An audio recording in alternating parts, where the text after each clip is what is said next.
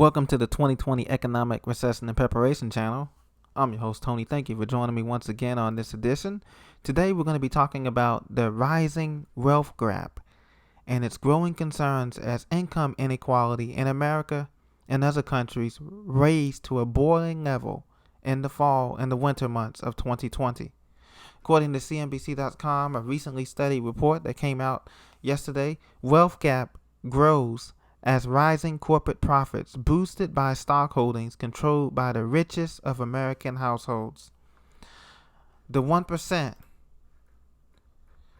in the U.S. makes over, the top 1%, in the U.S. makes over $1 million more than everyone else. And this is causing serious problems for the average everyday American. As the old saying goes, the rich get richer and the poor get poorer. And that has been continuing for decades.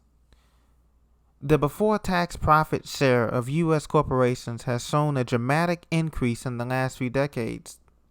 The rise of corporate profits was strongly correlated with the decline of labor. This correlation suggests that the rise of the profit share and the fall of the labor share may have been driven by a common cause. Wages have been stagnant, yet corporate profits have been higher, and this has led to the rise in two forms of inequality. In income, the income share of the top households rising steadily, and wealth, the net worth of the top 5% of households increasing from 186% from 1983 to 2016, largely because of capital gains. So when looking at the data of stock ownership, an often quoted Gallup poll indicated that 55% of households own stock in 2020. It is the very wealthy who control almost all of this asset. A separate Federal Reserve report indicates the top 10% of households by net worth control 87.2% of the equities in this country at the end of the first quarter, while the top 1% have always controlled 70 to 80% of the stock market value since record keeping began in 1989. This is the highest level of ownership ever, other than the fourth quarter of 2019 when it was 88.1%. So the top 1% of households by net worth own 51.8% of the stocks. The top 90 to 99% own only 35.4%. The middle 50% own 12.1%, and the bottom 50% own just 0.07% of the stock market. Ivory Johnson, head of Delaney Wealth Management and a member of the CNBC Advisory Council, says that, quote, the majority of people don't own stocks, and they don't care if the NASDAQ is up 30% this year. She's exactly right. While the wealth gap has been growing for decades, Johnson lays part of the problem at the feet of the Federal Reserve, who he says has been propping up these stock prices for years. I mean, wasn't it just in January that Tesla was worth maybe, $500 or $400 on the stock market, and now it's over $2,600 for one share of this magical Tesla company that's producing these Jetson-like automobiles? Another Federal Reserve strategist, Mr. Johnson, says, quote, 20% of U.S. companies are zombie companies. They only survive because the Federal Reserve is propping them up. You have a safety net for stocks provided by the Fed, but only a limited version of that for people who really need help. The top 1% have 12.8% of their net worth invested in real estate, of course. The bottom 50% have 54.4% in real estate. It's the other way around for stocks, though. The top 1% have 34% of their net worth in stocks. The bottom 50% have only 2% of their net worth in stocks. The very wealthy have much of their wealth tied up in private businesses and other assets, as shown.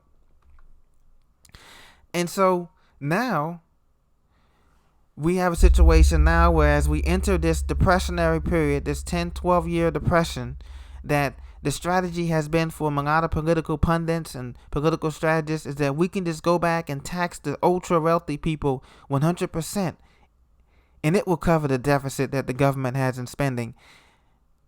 Well, first of all, that won't work, and that probably won't be fair to the upper 1%, who they know, who feel like they've gotten all their money from working hard. You see, here is a list of the top 1% income inequality states in the United States. These are the top 10 states where the income inequality is so extreme that it's a shame that this is supposed to be the greatest country in America. The first number topping off the charts is Connecticut. The state of Connecticut, the lowest income earners earn between $50,000 and $60,000, while the top upper 1% earn $2.5 million. That's Connecticut. Number 2, of course, is the Big Apple, New York. Average annual income of the bottom 99% is $49,600. The average annual income of the top 1% exceeds $2.2 million. Number 3 on the list is Massachusetts, of course. The average annual income of the bottom 99% is $61,700. The average annual income of the top upper 1% is just under $2 million at $1.9 million. Coming in at number 4 on the list is Wyoming. That's the place where all the super rich people have their ranches and own thousands of acres of land. The annual income of the bottom 99% is $60,900. The annual income of the top 1% is $1.9 million. Next up is Washington, D.C. Average annual income of the bottom 99%, $61,100. The average annual income of the top 1%, $1.9 million.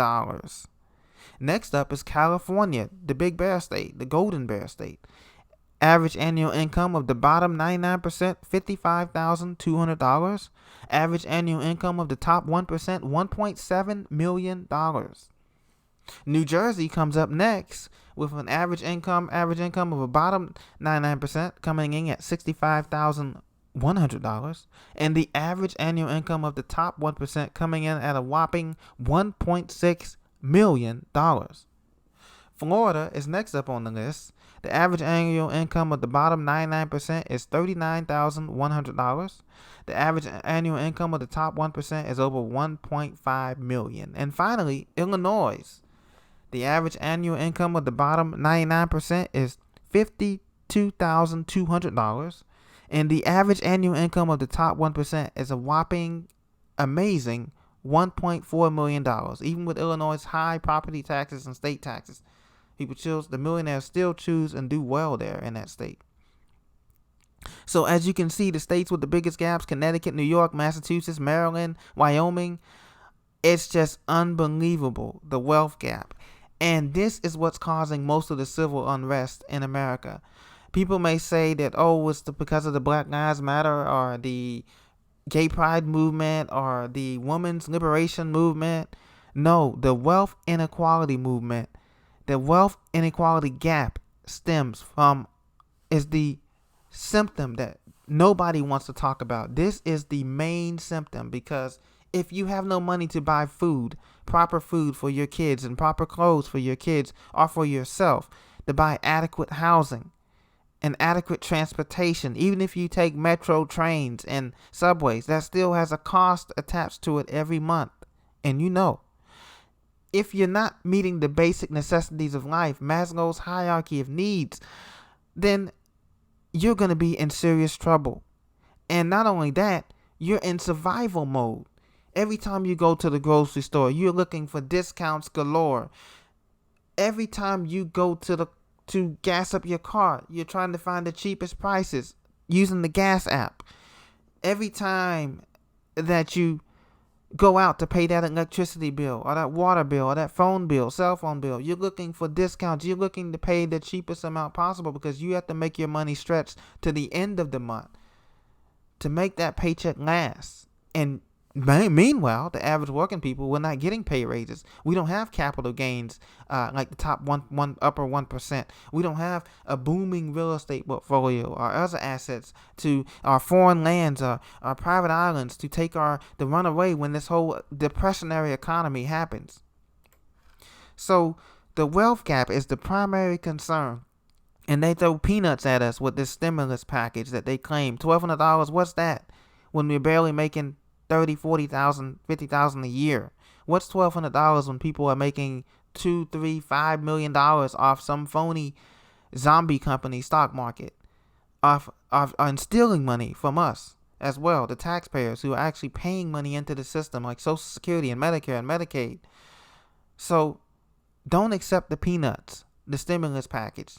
The $1,200 is nothing in the grand scheme of things. Start preparing your life to be self-sufficient. Go to the grocery store. Go to the hardware stores. Go to the pepper stores and get what you need. Start canning. Start growing your own food. Start getting less dependent on this system who just wants you to be more dependent and poorer than ever. They want to keep the upper 1% want to keep all of the resources to themselves. But in the end, the paper dollars is not going to matter. What's going to matter is the new currency of information, food, water, clothes, shelter, gold, silver, cryptos. That's what's going to matter in this new economy. So be blessed, my friends. Don't be discouraged by the news. Remember that most of the media companies out there, they have an agenda to continue to work for the upper 1%. That's all I'm going to say about that because I don't want to be censored on YouTube. So be blessed, and I will definitely subscribe to this channel and definitely tell your friends and neighbors, and I will see you again tomorrow.